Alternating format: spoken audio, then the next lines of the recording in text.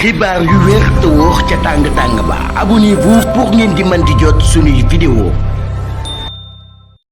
daleen ak jàmm seen chaîne bi di Buzz 221 HD ki di Thierno Alassane Sall di ko personnalité politique bu kenn dootu présenté ci réew mi di Sénégal bokk ci député wu 15e législative bi démb ci conférence de presse bi nga xam ne waa groupe Takku Wallu Sénégal ak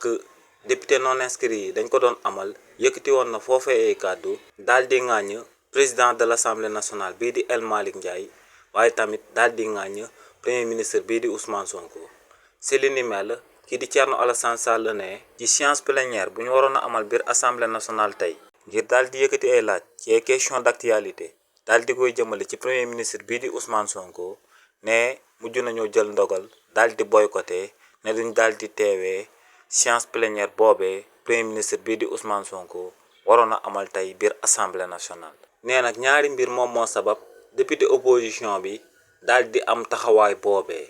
ne bu si jiitu moom mooy que ne président de l'Assemblée nationale bii di El Malick Ndiaye day violer règlement intérieur bu Assemblée nationale. ndax ne ba tey parité bi nga xam ne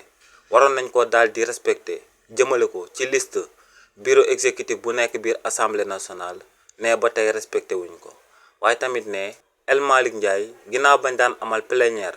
jëmale ko ci loi interprétative bu loi d'amnistie bi dafa bàyyi woon public bu teewoon biir Assemblée nationale te muy public bu waa Pastef ñu nekkoon foofee di yuuxoo ay député di doon saaga ay député dem sax ba di menacer ay député ndax ne moom ci biir couloiru Assemblée nationale yi amoon na ay ex-détenus yu ko fa saaga woon ba noppi daal di koy menacer ne tamit ñaareelu mbir bi nga xam ne moom moo sabab duñ teewee ci séance plénière bu ñu war a amal tey biir Assemblée nationale moom mooy que ne premier ministre bii di Ousmane Sonko daa am agendaam bi nga xam ne moom lay topp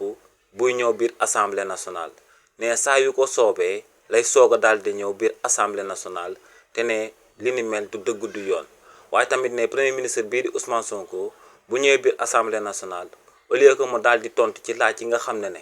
moom la ko député waa opposition bi di laaj